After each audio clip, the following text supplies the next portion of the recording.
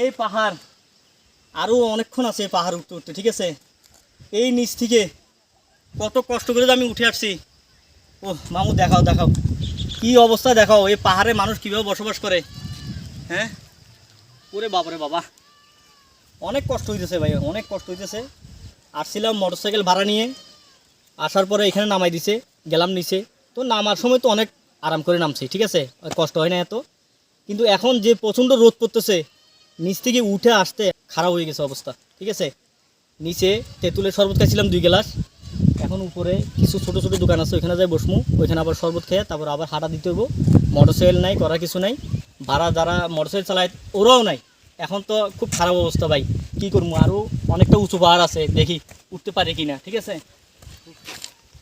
আরে বাবা উঠা সম্ভব না। চলো চলো মামু, ওইখানে যাই একটু রেস্ট করি আমরা। আসো আসো। ও বাবা,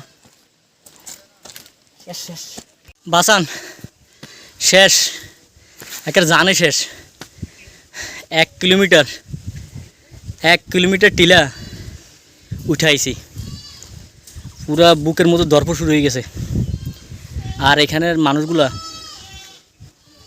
কন্টিনিউ নিচে যায়, নিচে থেকে পানি আনে উপরে, প্রতিদিন 4-5 বার যায়।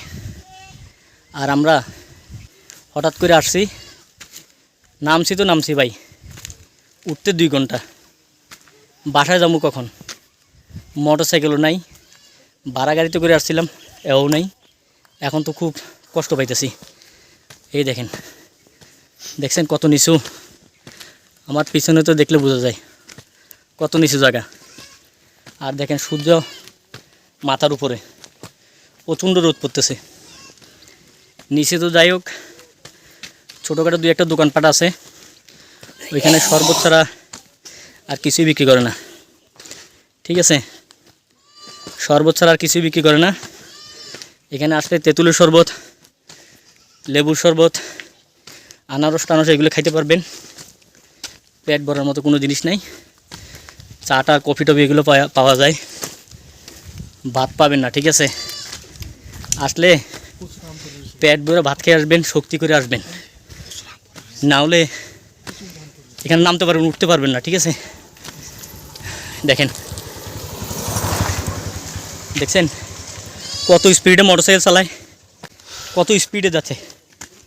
এই দেখেন আম গাছ, প্রচুর আম। তবে গরমের সময় আসলে আম সিরা খাইতে পারবেন। এখন আমরা একটা আম ছিঁড়মু। যাই হোক, এই দেখছেন আম, এগুলো কি আম জানেন, আম রূপালি। একটা আম পারলাম, ঠিক আছে, আমটা খামু।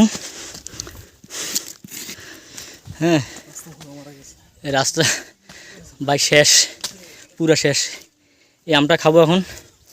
হ্যাঁ গরমটা মোটামুটি কেটে যাবে আর কি, ঠিক আছে।